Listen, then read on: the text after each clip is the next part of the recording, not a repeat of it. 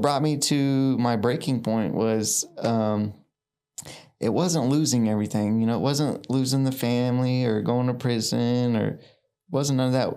What really rocked me was my mental health was going. Tulsa Talks is the podcast that is inspiring people to have everyday meaningful conversations to gain perspective and help the world.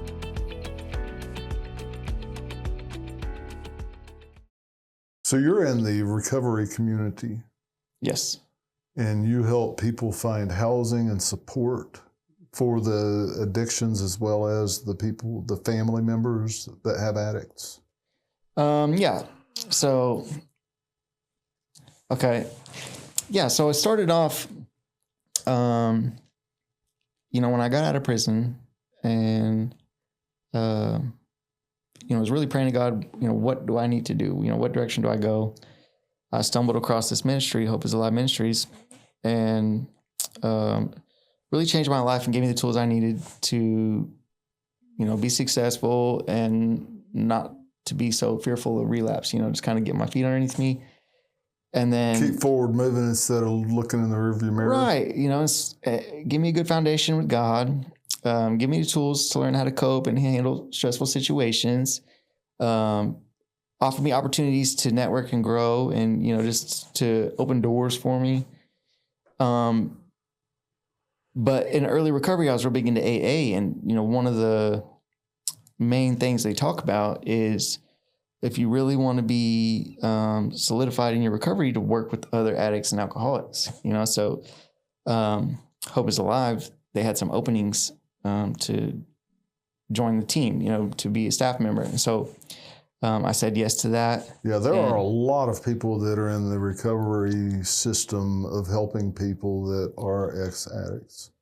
Well, it's just, I don't have any kind of formal education. I dropped out of school. I have a lot of street smarts. I know how to be a junkie. I know how to manipulate. I know how to make sure I have a sack in a hotel every day. Those were my expertise. And so, going into the professional world, the job market, it's like I didn't have a whole lot of skills to offer, but I know addiction, And so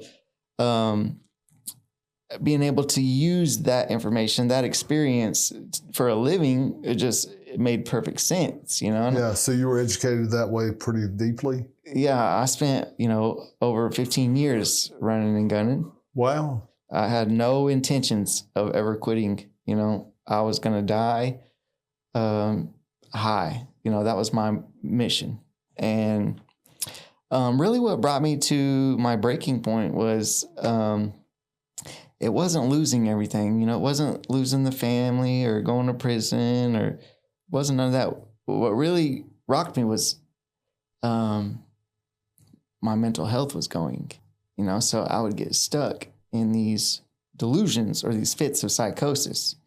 And I couldn't differentiate what was true and what was false. And so my brain would come up with these scenarios that were really far-fetched and complex, but I believed them to be true. And so it just overwhelmed me with this fear that was so intense. Let's dwell on that just a little bit. What did that psychosis look like? I didn't quite grasp it into the details. So was it true things that were happening that your mind twisted into something different than what was reality? Or was it just far-fetched stuff that had nothing to do with what was happening around you?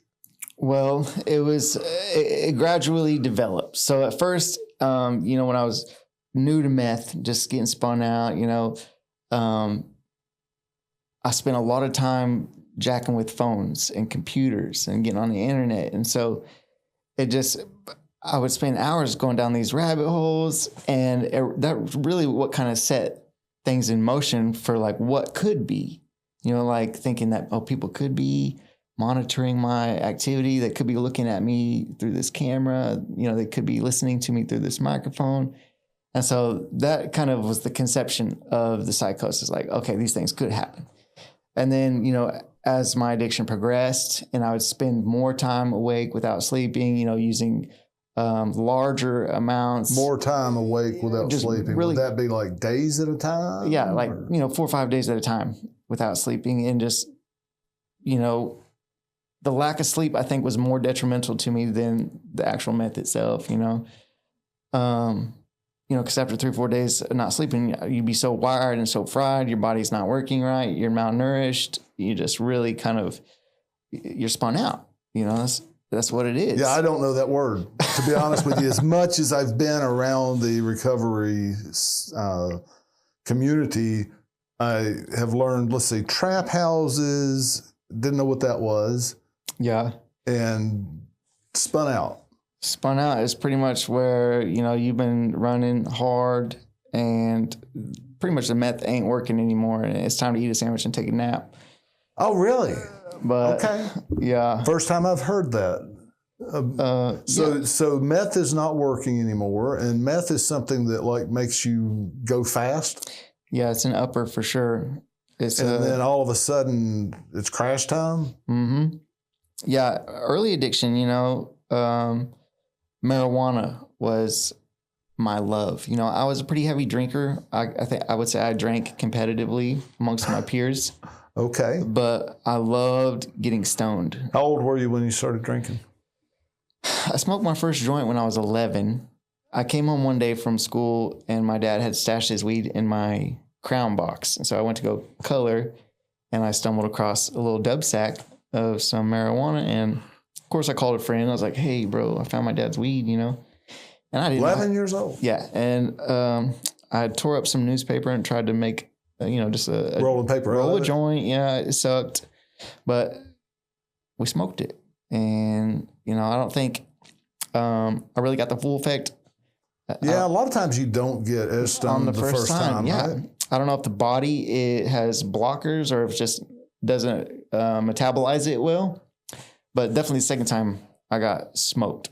I remember sitting on the couch staring at the TV thinking like, this is awesome, you know? And I can remember I had really addictive behaviors with just marijuana, you know, just especially carpet surfing. You know, I'd be looking, if I was out of weed, I'd be combing all over the carpet looking for that little bud that I dropped. Or I'd be scraping every pipe, you know, trying to get all the resin out of it. And then I'd be coming up with these grand schemes of how I was going to get $20 to make sure I went and got another dub sack.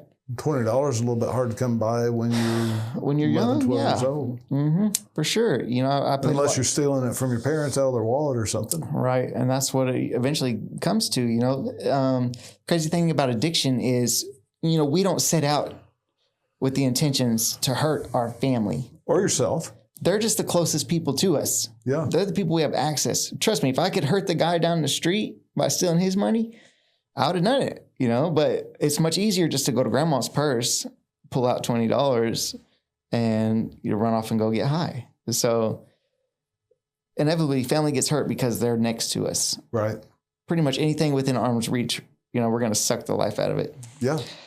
And so that's why we ended up, you know, just getting pushed out into isolation, into this dark abyss, because nobody wants to be in arm's reach with us. You know, they know that something bad is going to come of it if we're in their vicinity. So you went pretty hardcore after. So at 11, started smoking weed. 13 is when I really started drinking. And so I came across a unique situation. So I was raised by my grandmother. Both my parents were drug addicts and alcoholics. Okay. So they were incapable of taking care of me. And so my grandmother, she got emergency custody of me when I was about 7. And she moved me from Wichita, Kansas, down to Claremore, Oklahoma.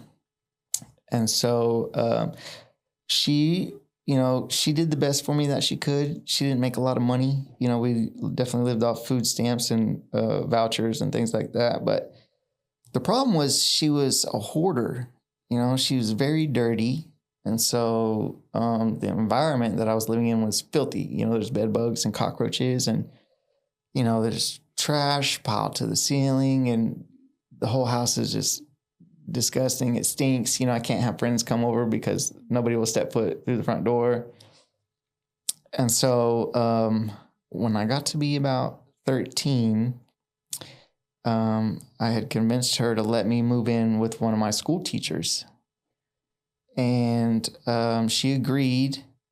And it was when I moved in with him that I really kind of had access to alcohol and marijuana and, you know. And he knows this? Yeah, he was definitely an enabler, I would say. You know, He so was letting you have this stuff? yeah, so he would buy it for me. You know, I remember, yeah, he would buy me weed, alcohol, cocaine. You know, I could have girls come and stay the night. You know, Wow. so as a 13-year-old, I'm living my best life. Oh, yeah. That's a huge life for a 13-year-old. Loving it, bro. Yeah, yeah. Not good results in the long term, typically speaking, when I'm that having happens. fun. I'm sleeping around. I'm trying all the drugs. And I don't have no rules. You know, I pretty much, all my other friends, you know, they got parents that discipline them and make them go home at certain times, but I'm pretty much doing whatever I want. And This is a teacher at a public school? yeah. So what happened was, you know, at first it was fun and we're just partying, you know, I'm drinking, but I noticed right away that I was a little bit different from my peers, you know, because we would party on the weekends. And, you know, I would always be trying to drink the most or smoke the most or drink until I throw up, you know, or black out.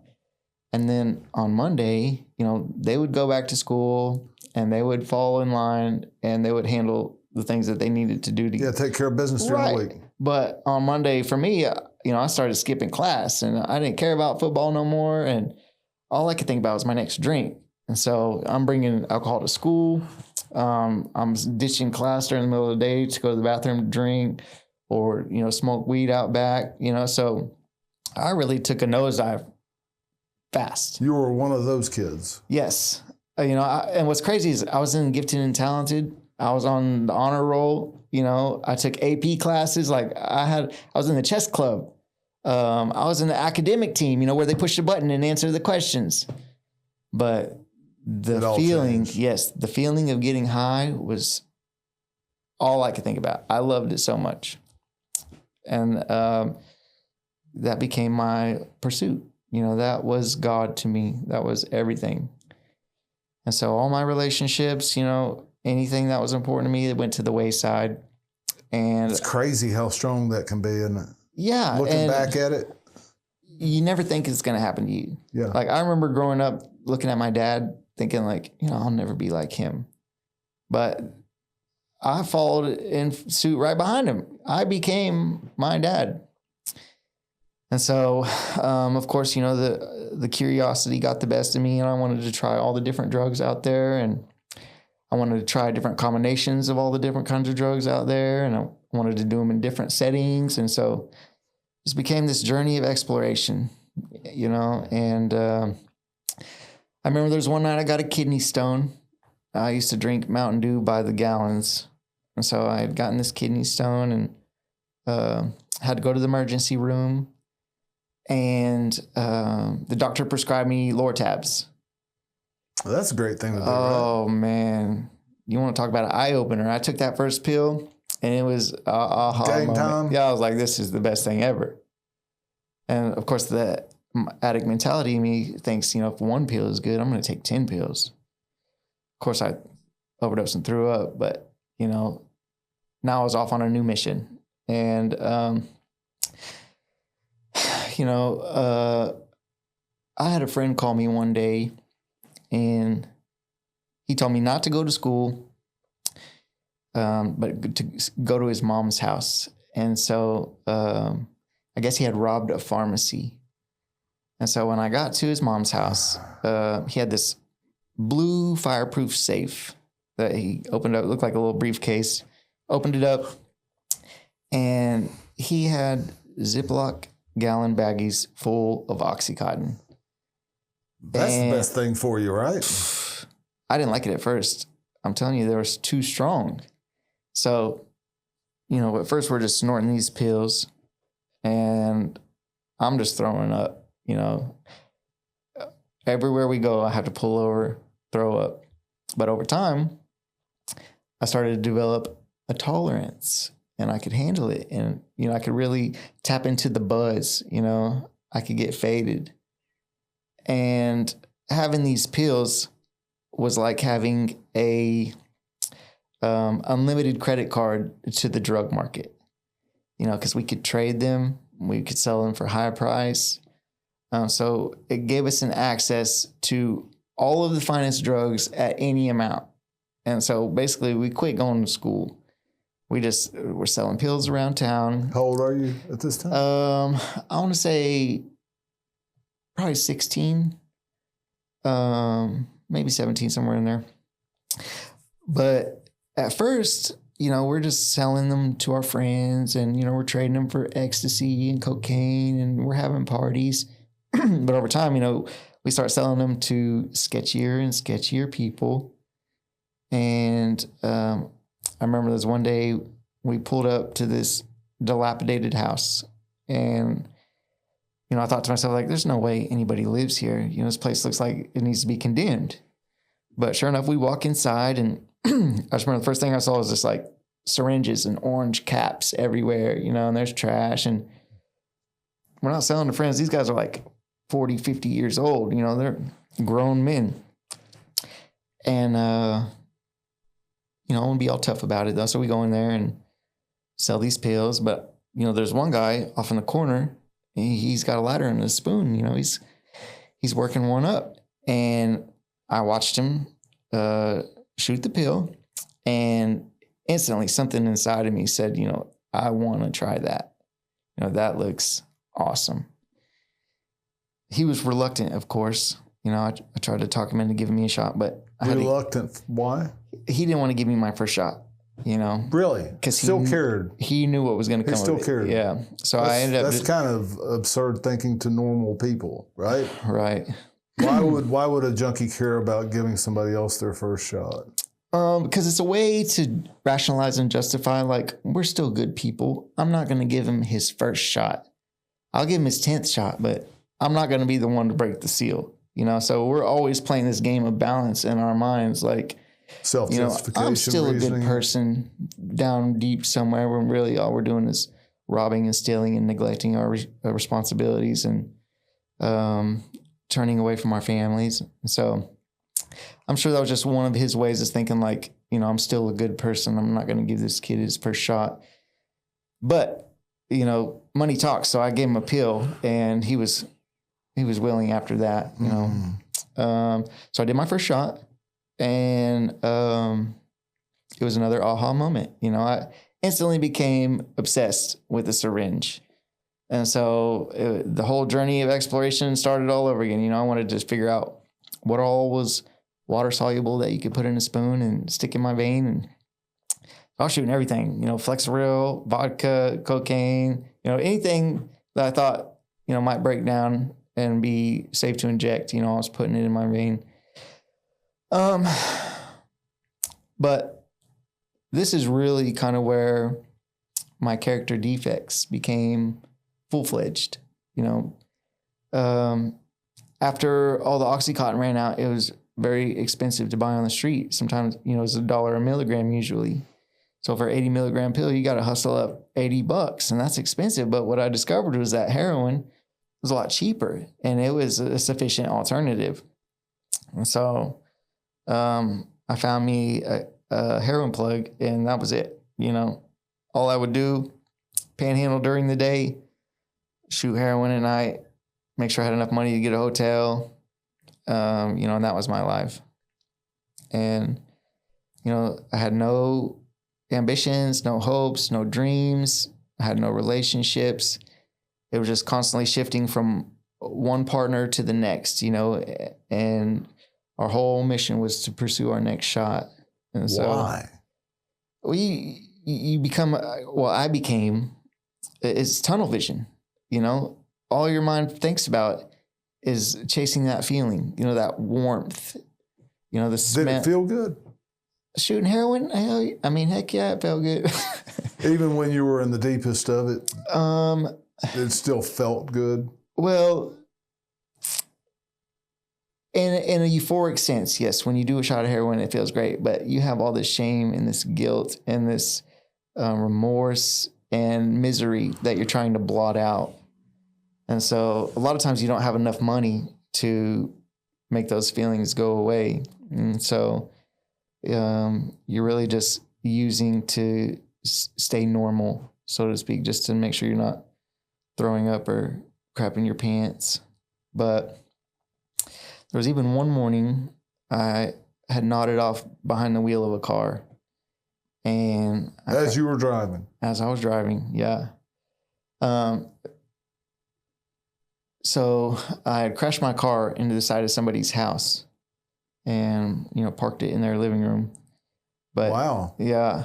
I had broke both my legs. I had to get life flighted to the ICU. Ended up in a wheelchair for about a month.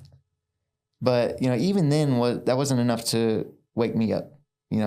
I had that same buddy that robbed the pharmacy. He would come into my hospital room at the ICU, and I already had a PICC line right in my vein, so he would just like pull right up. Morphine drip or something like that? Yeah, they had this little port, that just, they taped. You could hit it every now and then? You could hit it whenever you wanted. So he would come in there, and he'd shoot me up right there in the hospital room. And wow, what a friend. Well, you can't see anything else, when you're in it, all the lines are blurred. Yeah, that's a different lifestyle than normal. There's no line you won't cross at this point. There's no difference between good or bad. It's all bad. It's just it's all black. There's no gray anymore. But even when I got out of the ICU, I was in a wheelchair. I would have him push me around from Quick Trip to Quick Trip, and I would just hold a cardboard sign, and people felt sorry for me because I had these 2 casts on my legs, and I was a young kid. And they'd always ask me what happened. I would come up with an elaborate story, like I was jumping out off a building or something. But I could get like $150 in an hour really quick, and we'd go get some balloons and get a hotel, and that was our life. But then I meet a girl, right? And she's going to save me. I'm going to save her. We're going to... Both of you were messed up? Oh, yeah. Classic codependent, toxic relationship. I mean, textbook. And so the whole relationship was centered around drugs and sex, But we were in love. Oh, it was deep, at least we thought. And so... she had applied to get some student loan money to go to college, and we used that student loan money to get an apartment. And I think we were dating like a month before we moved in together. And so all we did was get high. None of us held a job.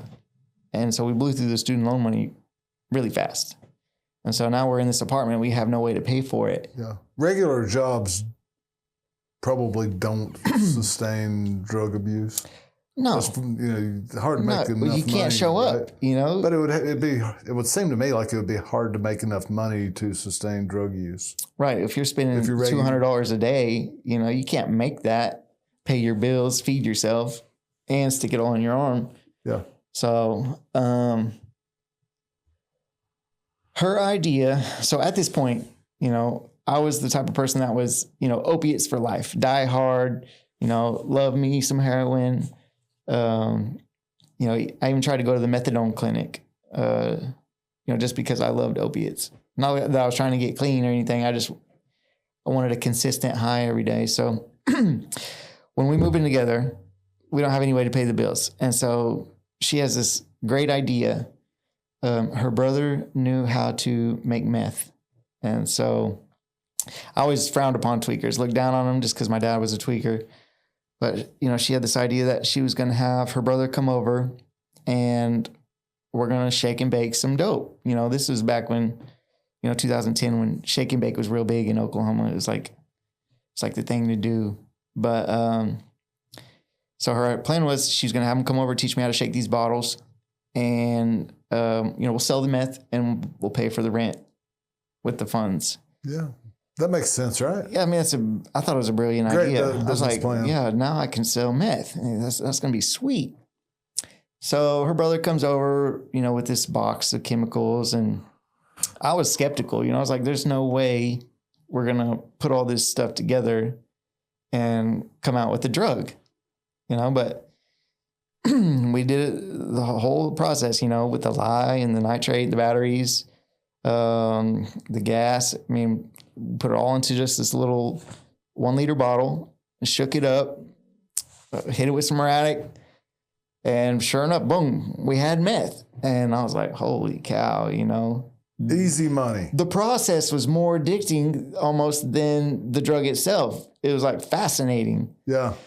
Easy money? Well, we didn't sell any of it, you know. So we come out with this coffee filter full of this meth. And I was like, well, I want to try it, you know. And it was the best shot I ever did. I didn't care about opiates anymore. I strictly wanted to shoot meth and have sex. That was it. And yeah, like I said, we didn't sell any of the meth. It's just me and my girlfriend were holed up in this apartment, shaking bottles in the kitchen, you know, chasing boxes around all day. But I didn't understand really the damage that it was going to do to my brain. So this is when the delusions come in, the psychosis. And, you know, I remember I tortured her psychologically, you know, because I would get caught in these delusions. I would think she was cheating on me, or that, you know, she's hiding drugs from me, or she's got money that she's not telling me about. So I started to do weird things, you know, like I would leave cell phones laying around the house that were on record, you know, or I would take those recordings. I would be listening to them all night, you know, trying to think that I would find some evidence on the recording that I could prosecute her with, like, or I would hide under the bed thinking that somebody was going to come over and, you know, I could catch them. Or I would pretend like I was going to go out and look for a job, but really I would just go stand in the bushes and watch the front door, you know, thinking that she was going to have somebody come over. And then when nobody came, I would bust in and, you know, cuss her out or accuse her of things that I had no evidence or proof.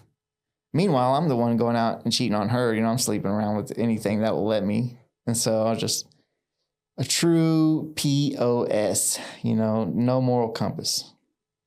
But these delusions, you know, they got stronger and stronger to where I was hearing voices, you know, talking to people that weren't there, you know, thinking that the commercials were communicating with me, you know, just all the way to the extreme.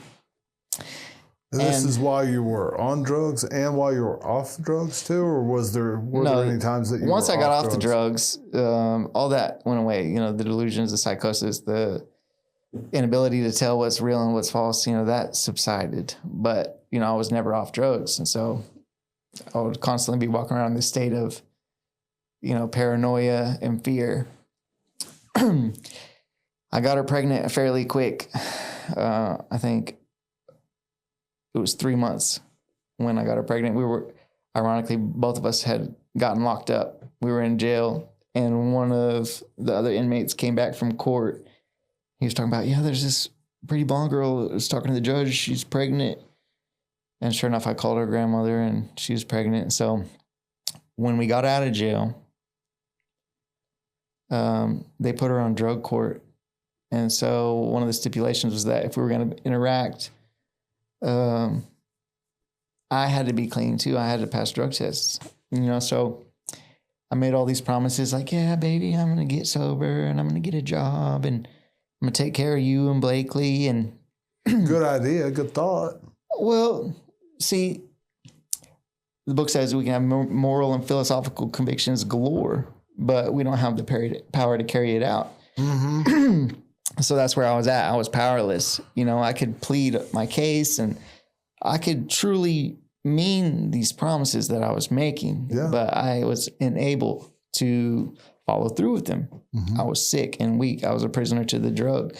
And so, you know, it'd be a couple weeks. I'd get a job, get my first paycheck, boom, go to the liquor store, dope house. You know, it's just this repetitive cycle. Yeah. Or, you know, I'd get locked up again. I'd call her from the inmate booking phone, you know, baby, please come bail me out. I promise. And she'd come bomb me out and I'd go straight to the liquor store and then to the dope house, you know. Something about liquor, you know, I always think that, well, if I just drink, you know, I'll stay away from the meth. But as soon as I get drunk, you know. Inhibitions are gone. Yeah. Fast forward, we have 3 kids together. After we had our 3rd kid, we decided to get her tubes tied so we didn't have any more. But So y'all lasted a while through this together. Yeah.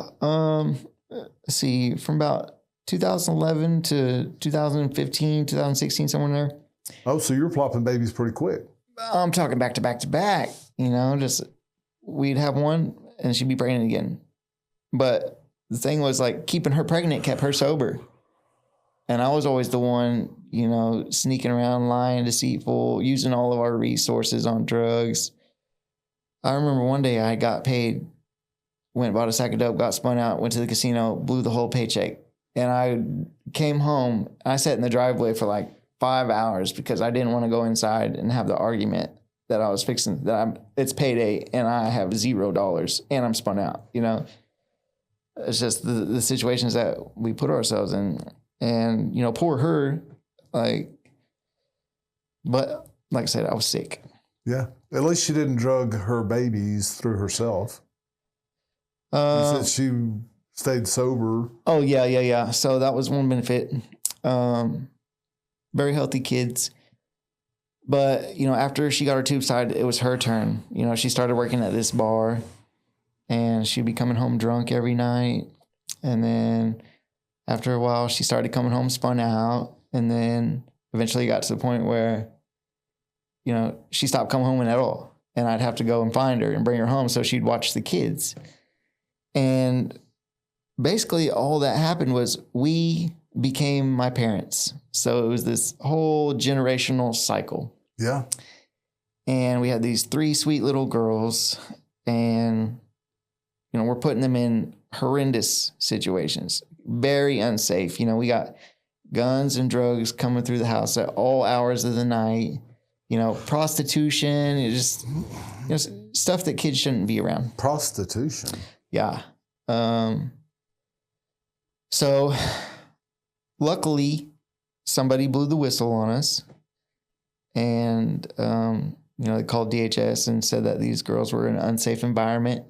And they sent a worker out and somebody knocked on the door. And when I opened it up, I immediately knew who it was. And I spilled my guts. Like, you got to get these kids out of here. They're not safe. We don't have anybody that'll watch them. We don't have any family that's close that are willing to take them in, So I'm grateful that they came because, any number of things could have happened to them. So they went into state custody. The social worker, they gave us all these hoops that we could jump through to try to get them back.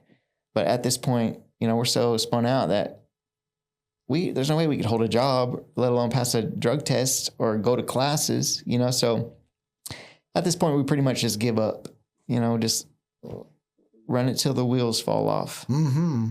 Yeah. So me and her, we split up. She stays at the house. I move into a hotel. Just start peddling a little bit of meth here and there to supply my habit, pay for my room. And then I was pretty much just living at the casino, just kind of running that whole circuit. And I had come across this opportunity to where I could throw cell phones over the fence down at J. Davis Correctional Facility. And so at 2:00 every Sunday morning, I would throw these cell phones over the fence. And then somebody on the outs would meet me and they'd give me an ounce of dope. And so, I'd sell that ounce throughout the week, stay high, keep a hotel room, and then next Sunday I'd go back and do the same thing over again. But of course, like anything, it gets out of control. You're selling more and more and more. And I started driving to different states and it just turned into this whole mess. I found myself way up in Minot, North Dakota. I remember having on my daughter's birthday, I was sitting at a trap house and had 2 pounds of meth. Don't know. I mean, I knew how I got it, but it was this realization, how did I get here? What were the sequence of events that led me to this position? I just want to be at home with my daughter and she's, 15 hours away and I'm surrounded by people I don't know, I don't trust. And yeah, that's amazing to me because I've not been in the alcoholic and drug community. I'm somewhat of an outsider, but you guys, or they, the addiction community, trusts each other. to a certain degree. I'm going to walk in and I'm going to go to this horrendous place and buy drugs, and I'm going to trust that that person's giving me what I'm paying for. And it's not going to kill me. To a degree, you know, there's honor amongst thieves to a certain degree, you know, but sometimes when a person, you know, reaches a desperate state, you know, like when they're full-fledged junkie, you know, all those rules go out the window. And so, you know, they'll bag up a bag of salt and sell it to you for $50 just because they're so desperate, you know, they got to figure something out. So, you know, having reliable sources is something that you earn along the way. Yeah, that's what I'm talking about. I mean, you learn who to work with. It's absurd to me from the outside thinking that there are any reliable sources. Yeah.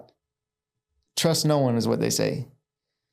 But you trusted a lot of people. I mean, I would think you didn't get your drugs at the same place every time, right? Well, I mean, I guess over the time, you know, things change. People get locked up. You know, people try to get into recovery. You know, so but a lot of times it is the same. A lot of the same people running around. Yeah, and anyway, but you're in North Dakota. Yes, and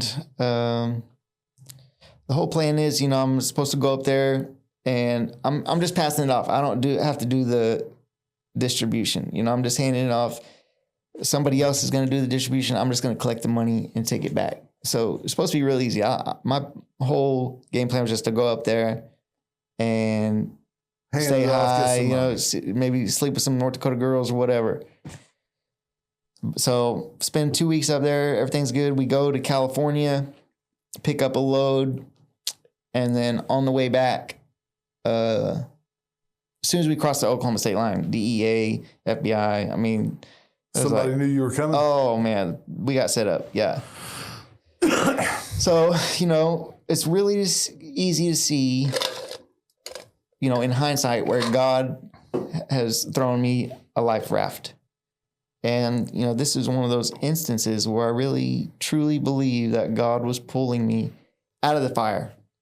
Just because, you know, I'm running around with these gang members and I'm carrying a pistol and I'm selling meth. But internally, you know, I'm a scared little boy. You know, there's no way I would ever pull the trigger. So how many people do you think were just like you fronting in that environment? I would say 80%, you know, because everybody's just chasing the dope. We're going wherever the dope's leading us. And so as an addict, we become chameleons. You know, we learn how to blend into every environment because it's survival. But scared little boys with guns. Feared to death. Yeah. And so, you know, it was only a matter of time before somebody called me on my BS and, you know, I got killed. And so thankfully I got locked up, sent to prison. And this is kind of where I was able to get separated from the meth, gain a little bit of clarity, and ultimately I arrived at the crossroads, you know, where I really had to take a deep look within myself and decide, is this what I want to keep doing? You know, do I want to keep burning my life to the ground? Do I want to keep coming back to prison? You know, do I want to have nothing, no relationships, hopelessness, emptiness, you know, this huge void? Like, is that what I want? And so I got to the point where I could honestly say, no, I don't want this anymore. But I was in a pickle because the truth was I knew without a shadow of doubt that as soon as I got released, I was going to go straight to the liquor store and back to the dope house. And so I didn't know what to do. Like, I wanted to change. I didn't know how. And I had this realization that, you know, no human power is going to be able to save me from this, you know. Mommy's not going to come help. Grandma's not going to come rescue me. You know, there's no therapist I'm going to sit across from and they're just going to magically say something to me that's going to work this all out.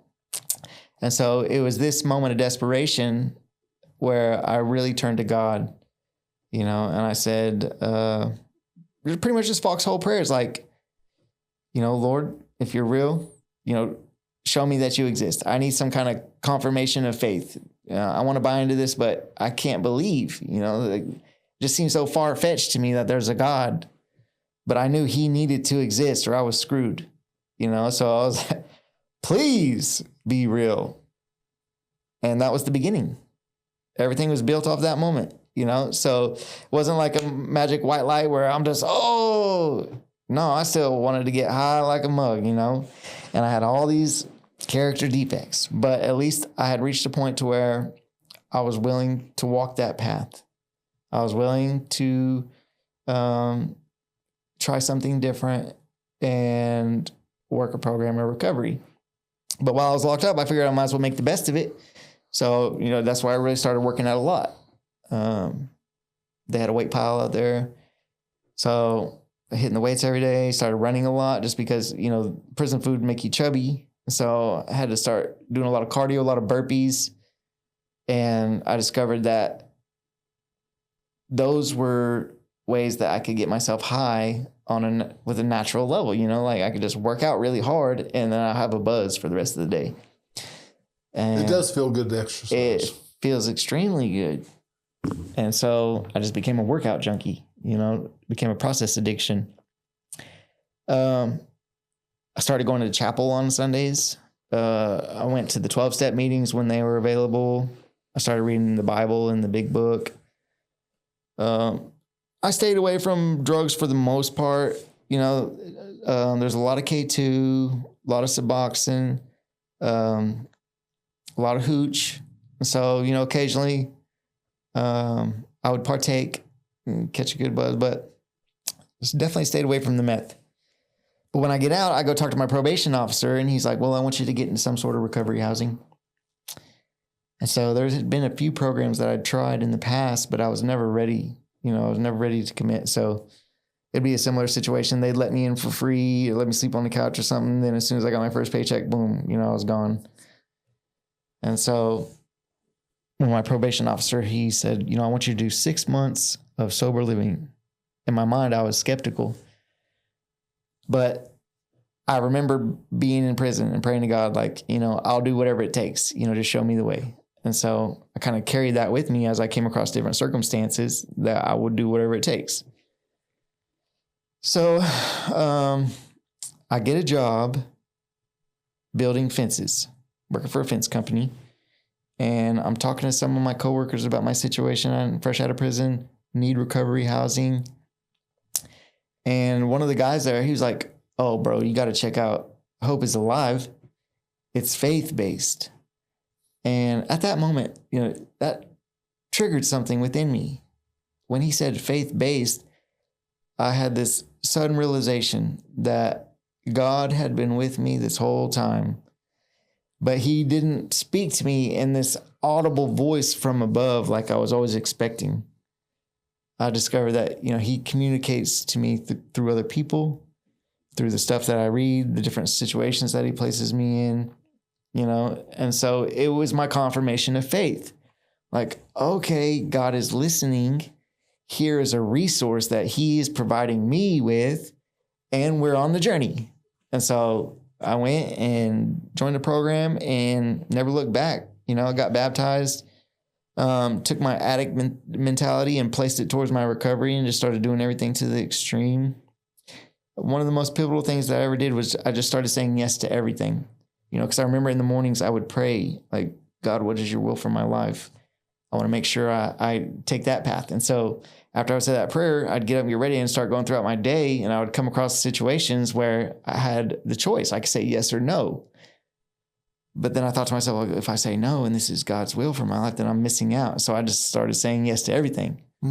That'll wear you out. Yeah, of course, not everything was God's will. I'm just funneling everything through. But having that mentality and that attitude is what got me here today. There was a Sunday, no, it was a Wednesday night meeting, I think. No, maybe it was a Sunday night meeting. It was a house meeting. AA meeting? No, it was a meeting within the house. Okay. Yeah. And the program manager comes in and he's talking about how there's 3 openings for this new team. It's called the Rock Team. And I didn't know what the Rock Team was, but, I was just in that mode of saying yes. And so I said yes, and went through the application process, got hired on. But one of the things that I was going to have to do was move from Claremore down to Oklahoma City. So I had to get it worked out with probation. And, it was kind of bittersweet because I had just started developing all these good relationships. Like I got really plugged in with my church. There's a lot of people that I cared about that lived in Claremore. Now I was going to move to Oklahoma City. But I spent most of my life running and gunning in Claremore. So it was healthy for me to get away from there. And now I love Oklahoma City. I would never move back to a small town. I love it. But the job was, they gave me a territory and they said, we want you to go and work with other treatment centers and other community programs like jails and detoxes. And we want you to work with the residents there and try to provide them some hope and share your story with them and then get them plugged into a path of recovery. And so now my experience is my greatest asset, whereas before it was my biggest hindrance, all this shame and guilt and weight. Now it's my tool, so I used it to bridge the gap with other addicts and just, share with them like, hey man, I've been in your situation. This is the things that I've gone through. I overcame them. You can too. Here's how I did it, so. Did you have people come through your life when you were an addict that tried to help you like you're helping others? Yes, but the timing was always off, They would try to help me, but I wasn't ready. And so I would burn them. And I ruined a lot of good relationships like that.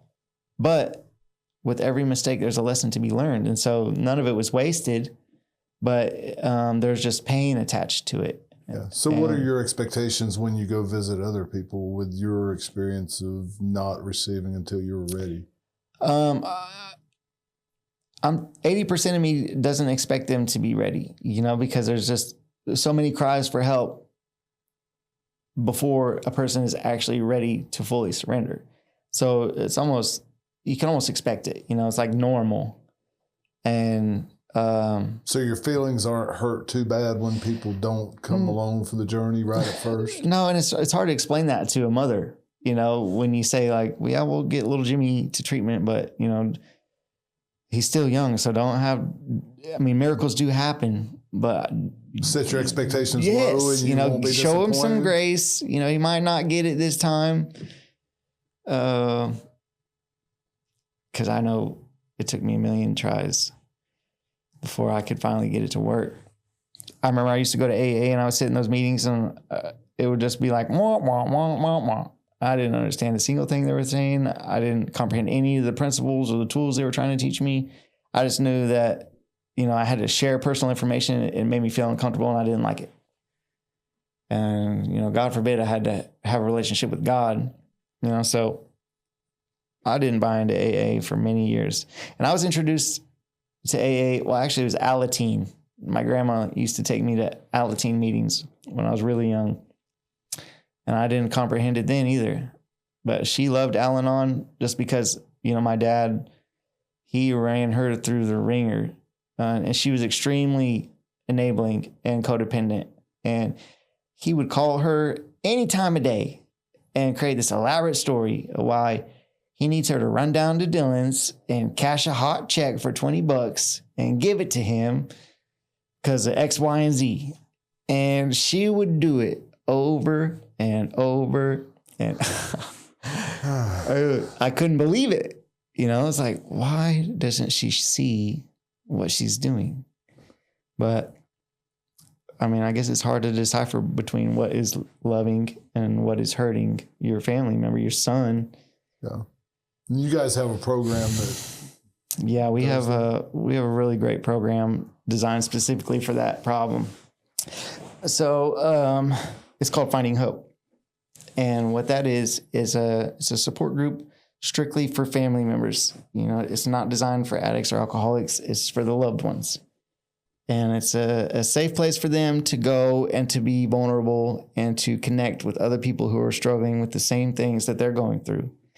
And to help them realize that, they're not alone and it's not their fault and that there is hope. And then At these meetings, there's different curriculum that they go through to try to learn different strategies, help them decipher, what are their enabling behaviors, where are they being codependent, and just really kind of give them their life back, help them to take the focus off of their loved one and place it upon themselves. It helps them to regain their independence and their liberty, and just really to detach from the whole situation, because, some of these families, they'll get stuck in this cycle for years and years and years and years, and all these resources are wasted and this time is wasted, and everybody's just spiritually bankrupt. And so it's just a beautiful thing to be able to see these families come together and to provide healing and hope and really just give them a new lease on life. Where all are you guys located now? So Hope is Alive, we're based in Oklahoma City. Recovery homes are our bread and butter. That's where the whole program was built upon. But there's such a need for the family support groups, that was developed. And then now we have our eyes and ears just wide open, looking for, what are the gaps that we can fill? What can we step into to try to bring healing and hope? So our recovery homes, we're in 6 different states right now. Oklahoma being the main location, but we're also in Texas, Colorado, Kansas, Missouri, and North Carolina. We have 19 men's homes and 7 women's homes. And then our Finding Hope support group, there's over 60 locations across the country, from California, Idaho, North Carolina. They're all over the place. And they're even offered on Zoom, for rural communities or for people who might be a little bit too timid to attend an in-person meeting. And then we also have a Hope After Loss support group, which is for families who have lost loved ones from the impacts of addiction. And then our newest venture is going to be the Healing Center, which is going to be our very own Christ-centered recovery program. It's going to be an inpatient setting. And then we also have a school support program where, we're trying to partner with different high schools to really just go in and try to inspire and educate kids and set them on the right path and deter them from, beginning a life of drugs and alcohol and misery. We'll do assemblies, parent and teacher workshops. We'll do hangouts with the kids and just try to develop mentoring type relationships that way. So really, just anything that we feel like might be a benefit to somebody who needs help or is looking for guidance. Hitting it from a lot of different angles. Yeah, it's a phenomenal program. I think the most valuable part of it is just our staff, the people that are in the ministry. 90% of us are drug addicts and alcoholics. We've lived the unfavorable life. We've stared death in the face and we've overcame, and we all did it through having a relationship with Christ. And so, having overcome that, it gives everybody a great sense of urgency and purpose to go out and try to help other people that were stuck in the same situations we were once stuck in. And so, my fellow coworkers are highly motivated. They're intelligent, hardworking. They just are really stepping into their calling to go out and try to further the mission. And so it's a really cool place to work where you can go and talk about Jesus and drugs in the same sentence. The center that you guys are opening, it's down in Oklahoma City? Yeah, it's called the Healing Center. Mm-hmm. It used to be a polo ranch, like with horses and... Okay. Yeah.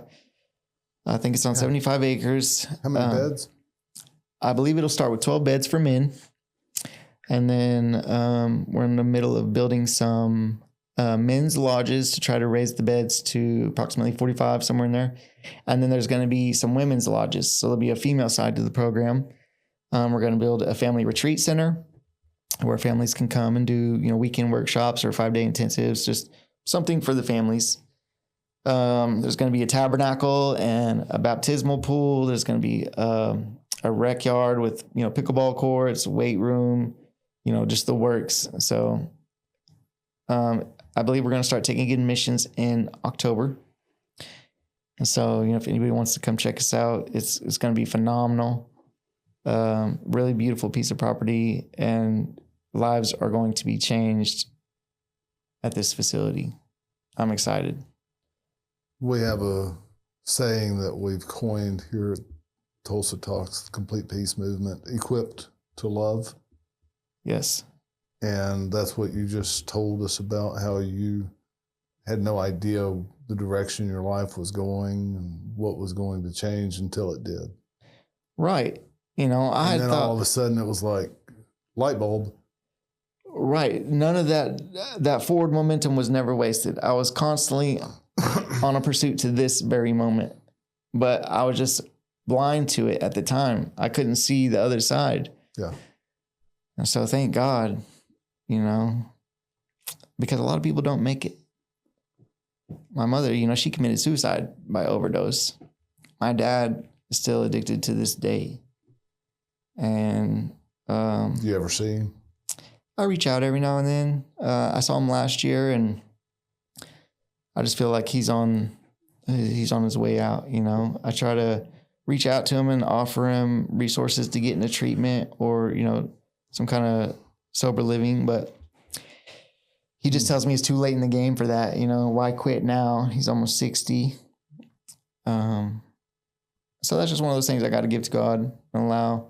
What's your response when he says it's too late? Why quit now? I kind of see where he's coming from. I can agree that put myself in his shoes, why he would think that way. Yeah, sure. You can. I would absolutely know why somebody would think that way, but I could also know how your life has changed, and that could be for that. Could be for him too. That is my hope. At a late age. That is my hope. I could very easily be right next to him.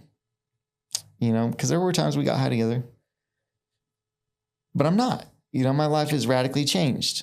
No, he could be right beside you if he wanted it. He could be right beside me if he wanted it. And so, how do you get that urgency or that message across to him? Yeah. How do I get this through your thick skull? Right. I just feel like that's something God has to do. Absolutely, you can't. That's out of my power. None of us can. I can show him what it looks like. I can be tangible proof that lives do change. But as far as incentivizing him and motivating him to go down the same path, forcing him, there's nothing I can do about that.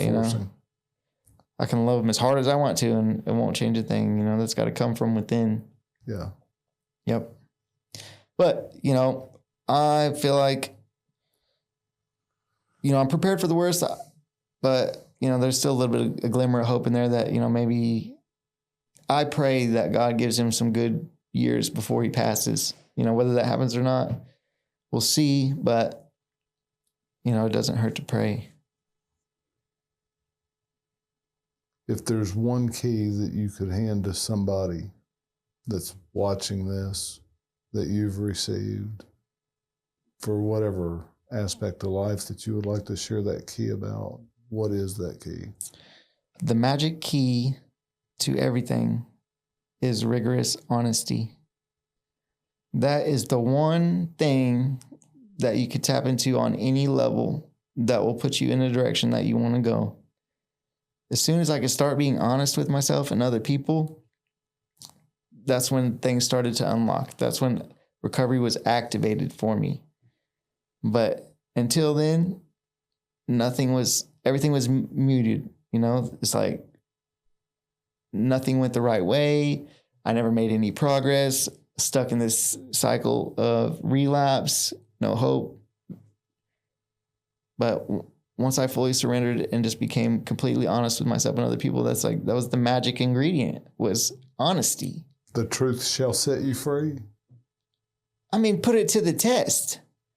I had to do an inventory. Well, what really came about was I had done some really disgusting things in my addiction that, you know, I had thought that if anybody found out about, then I would be, you know, segregated to an island as an outcast and nobody would have anything to do with me, you know? So I had these secrets that I kept. And over time they just festered and festered and festered. And they just got to the point where I couldn't contain them anymore. I had to get them out. I had to tell somebody.